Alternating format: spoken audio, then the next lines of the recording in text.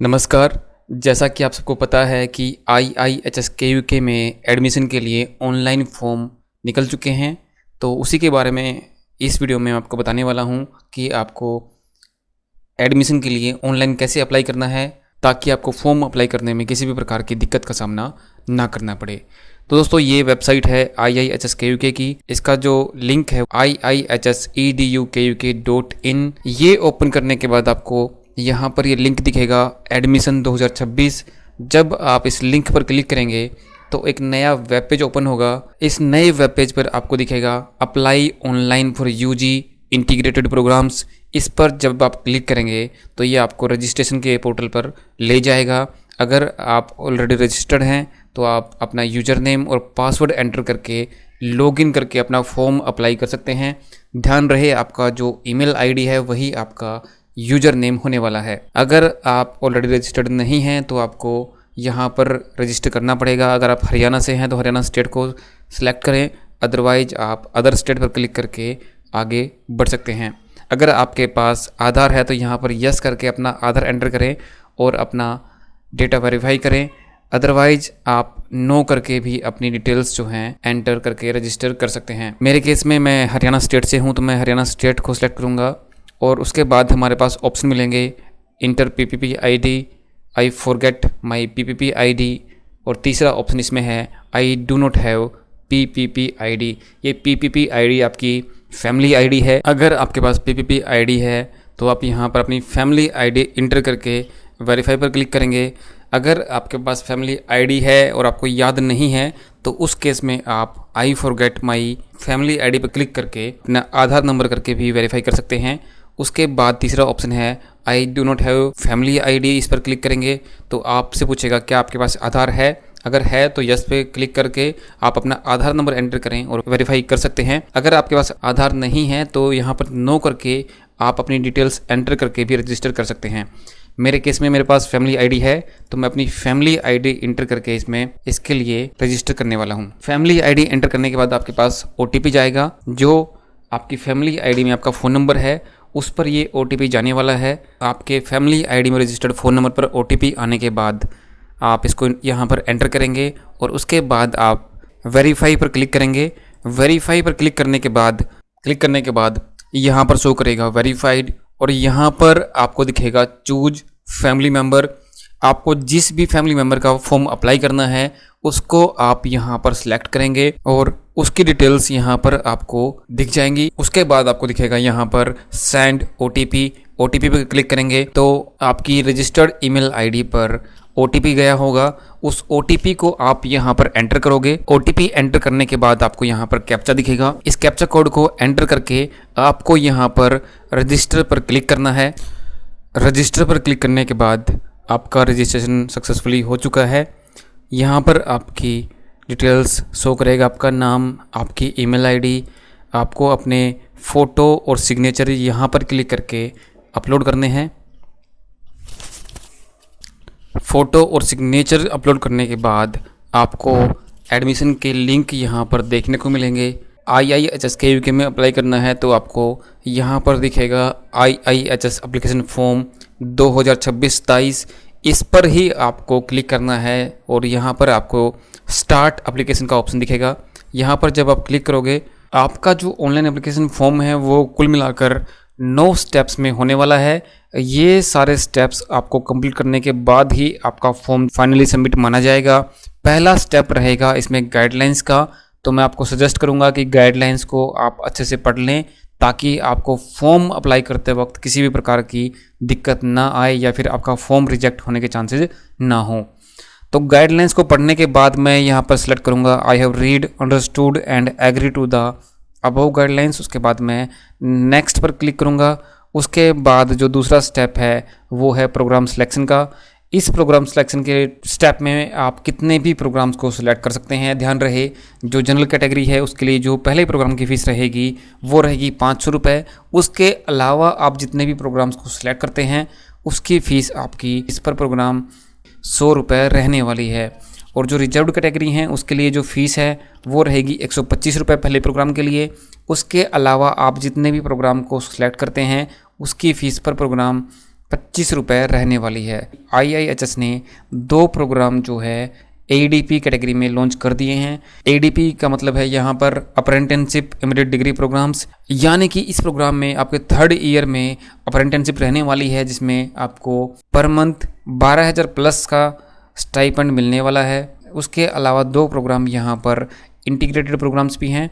आप इनमें से कितने भी प्रोग्राम्स को यहाँ पर सिलेक्ट कर सकते हैं। प्रोग्राम्स के सिलेक्शन के बाद आप यहाँ पर नेक्स्ट पर क्लिक करेंगे। नेक्स्ट पर क्लिक करने के बाद अगला स्टेप आपको दिखेगा पर्सनल डिटेल्स का। पर्सनल डिटेल्स में कुछ डेटा ये आपकी फैमिली आईडी से पहले ही उठा चुका होगा। तो यहाँ पर पहला है फर्स्ट नेम, उसके बाद है name as it appears on 10th marksheet, यानी कि 10th की मार्कशीट पर जो आपका नाम है वो आपको यहाँ पर एंटर करना है। अगर गलती से आपकी फैमिली आईडी और आपकी 10th की मार्कशीट में नाम मिसमैच है तो आपको यहाँ पर ध्यान रहे कि आपको यहाँ पर जो नाम है वो आपकी 10th की मार्कशीट के अकॉर्डिंग ही यहाँ पर एंटर करना है। उसके बाद है पर्सनल ईमेल, जो ईमेल आईडी आपने रजिस्ट्रेशन करते वक्त एंटर करी थी वो आपको यहाँ शो करेगा, उसको आप यहाँ पर चेंज नहीं कर सकते। उसके बाद है जेंडर सिलेक्शन, उसके बाद mother name, father name, date of birth, mobile number. उसके बाद यहाँ पर है अप्लीकेंट कॉन्टैक्ट नंबर, आप अप्लीकेंट का कॉन्टैक्ट नंबर यहाँ पर एंटर करोगे। उसके बाद है फैमिली इनकम, नेशनलिटी। उसके बाद जो अगला ऑप्शन है इसमें आर यू कश्मीरी माइग्रेंट्स और कश्मीरी पंडित, कश्मीरी हिंदू फैमिलीज, जो आपकी कैटेगरी है इसके अकॉर्डिंग वो आप सिलेक्ट करेंगे। अगर इन दोनों में से कोई भी कैटेगरी आपकी नहीं है तो यहाँ पर नो को सिलेक्ट करेंगे। उसके बाद है स्पोर्ट्स, अगर आपने यूनिवर्सिटी या स्टेट को यूनिवर्सिटी, स्टेट, नेशनल या इंटरनेशनल लेवल पर रिप्रेजेंट किया है तो आप यहाँ पर यस करेंगे। जितनी बार भी आपने नेशनल, इंटरनेशनल या यूनिवर्सिटी स्टेट लेवल पर रिप्रेजेंट करा है उतना नंबर आप यहाँ पर एंटर करेंगे। मान लीजिए आपने नेशनल लेवल पर 3 बार रिप्रेजेंट किया है तो आप यहाँ पर 3 एंटर करेंगे। अगर आपने इंटरनेशनल लेवल पर 1 बार भी रिप्रेजेंट नहीं किया है तो आप यहाँ पर 0 एंटर करेंगे। दोस्तों ध्यान रहे आपकी जो भी सर्टिफिकेट्स हैं वो भी आपको यहाँ पर अगले स्टेप में अपलोड डॉक्यूमेंट्स के स्टेप में अपलोड करनी पड़ेंगी, और ये जो आपके तीनों सर्टिफिकेट हैं वो आपको सिंगल PDF फाइल में अपलोड करनी पड़ेंगी। अगर आपने किसी भी लेवल पर रिप्रेजेंट नहीं किया तो आप नो करेंगे। उसके बाद है अगला step, have you attended NCC cadets Republic day parade and camp. अगर आपने NCC कैडेट के तौर पर रिपब्लिक डे परेड और कैंप को अटेंड किया है तो उस केस में ही आप यहाँ पर यस करेंगे, अदरवाइज नो करेंगे। उसके बाद है have you attended NSS cadets Republic day parade and camp. अगर आपने NSS कैडेट्स के तौर पर रिपब्लिक डे परेड और कैंप को अटेंड किया है तो उस केस में ही आप यहाँ पर यस को सिलेक्ट करेंगे, अदरवाइज आप यहाँ पर नो करेंगे। उसके बाद है क्या आपने अपनी जो लास्ट क्वालिफिकेशन है वो KUK कैंपस से करी है।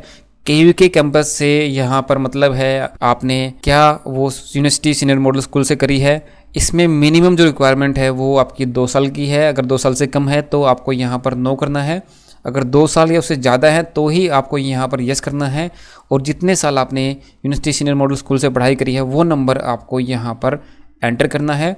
उसके बाद है do you want to avail covid sports scheme, क्या आप कोविड स्पोर्ट्स स्कीम को ऑप्ट करना चाहते हैं। अगर हाँ तो यहाँ पर यस को सिलेक्ट करें। ये स्कीम केवल हरियाणा स्टूडेंट्स के लिए एप्लीकेबल रहने वाली है, अगर नहीं तो यहाँ पर आप नो करके आगे बढ़ सकते हैं। क्या आप KU एम्प्लॉई के वार्ड हैं, अगर हाँ तो यस करें, अदरवाइज नो करें। अगर आप सिंगल गर्ल चाइल्ड हैं तो यहाँ पर यस करें, अदरवाइज नो करें। उसके बाद है रिलीजन, आपका जो रिलीजन है वो आप यहाँ पर सेलेक्ट करेंगे। उसके बाद है ट्यूशन फी वेवर, ये BCA प्रोग्राम के लिए है। BCA प्रोग्राम में 3 बच्चों को यहाँ पर ट्यूशन फी वेवर मिलने वाला है।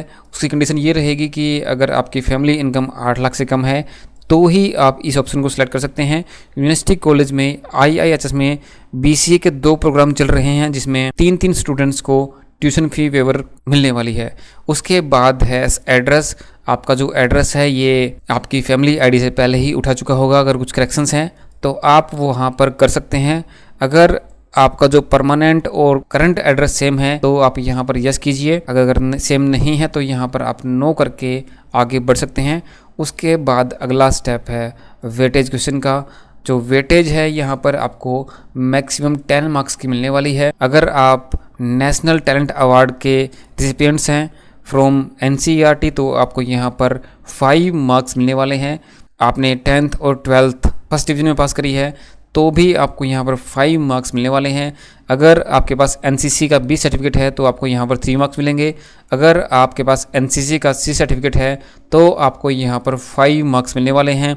उसके बाद जो अगला है वो है इसमें एनएसएस मेरिट सर्टिफिकेट। अगर आपके पास एनएसएस का मेरिट सर्टिफिकेट है तो आपको 5 मार्क्स मिलने वाले हैं। अगर आपके पास कोई भी ये वेटेज नहीं है तो आप नन ऑफ द अबव करेंगे और सेव एंड नेक्स्ट पर क्लिक करके आगे बढ़ेंगे। उसके बाद अगला स्टेप है कैटेगरी सिलेक्शन का।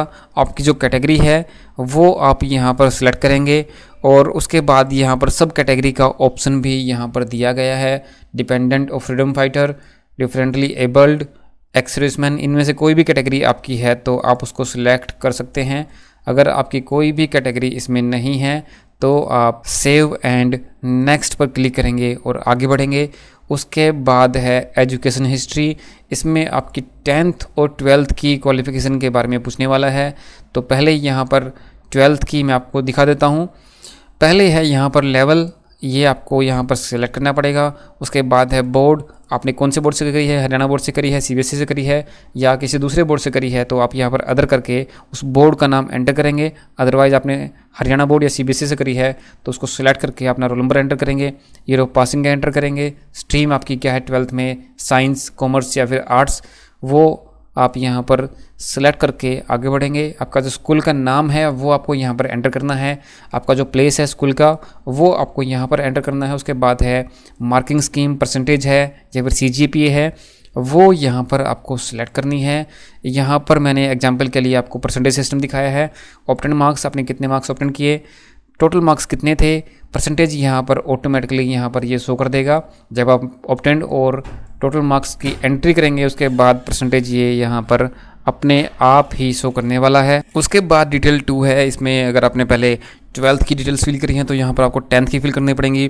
अगर आपने डिटेल 1 में 10th की भरी हैं तो यहाँ पर आपको डिटेल 2 में 12th की फिल करनी पड़ेंगी। तो यहाँ पर लेवल ऑफ स्टडी आपका 10th या 12th है, जो भी आप सिलेक्ट करेंगे। उसके बाद बोर्ड का नाम, name of school, roll number, year of passing, place, marking scheme, वहाँ पर मैंने आपको दिखाया था परसेंटेज और यहाँ पर मैं आपको दिखाने वाला हूँ सीजीपीए। सीजीपीए एक पॉइंटर सिस्टम को हम सिलेक्ट करेंगे और जितनी सीजीपीए आपने ऑप्टेन करी है वो आप यहाँ पर एंटर करेंगे और टोटल सीजीपीए कितनी थी वो आप यहाँ पर एंटर करेंगे और जो आपकी इक्विवेलेंट परसेंटेज है, जो फॉर्मूला है उसके अकॉर्डिंग आपकी जो भी परसेंटेज बनेगी वो आप यहाँ पर एंटर करेंगे।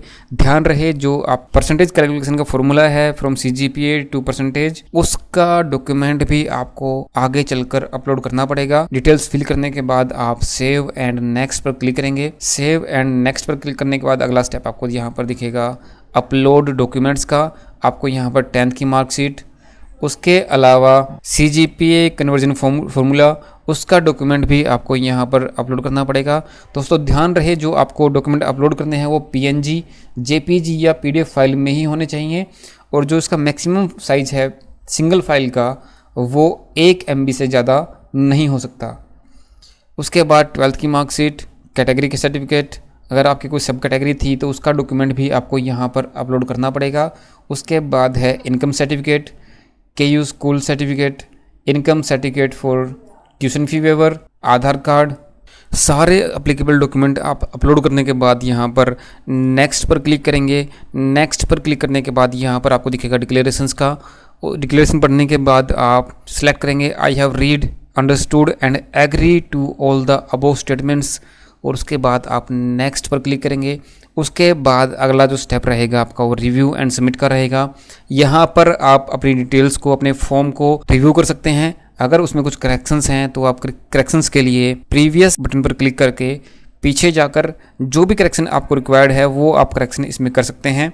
अगर आपका सारा फॉर्म ठीक है, आपने सारे डॉक्यूमेंट सही अपलोड करे हैं तो आप नेक्स्ट पर क्लिक करके मेक पेमेंट के स्टेप को पूरा कर सकते हैं और पेमेंट करने के लिए आपको ऑनलाइन पेमेंट पर क्लिक करना पड़ेगा।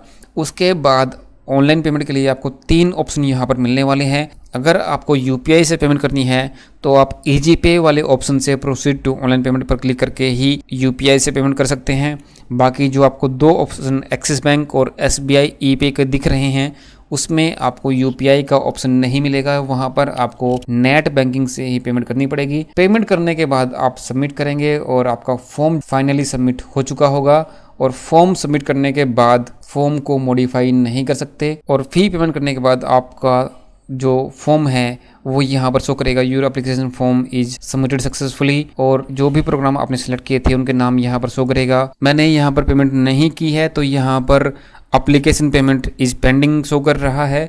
अगर आप पेमेंट कर देंगे तो यहाँ पर फी पेड का ऑप्शन आपको मिल जाएगा और व्यू एप्लीकेशन से आप अपनी एप्लीकेशन फॉर्म को देख सकते हैं। दोस्तों इस वीडियो में इतना ही, धन्यवाद। उम्मीद करता हूँ आप फॉर्म को अच्छे से सबमिट करेंगे और किसी भी प्रकार की गलती आप अप्लाई करते वक्त नहीं करेंगे। धन्यवाद।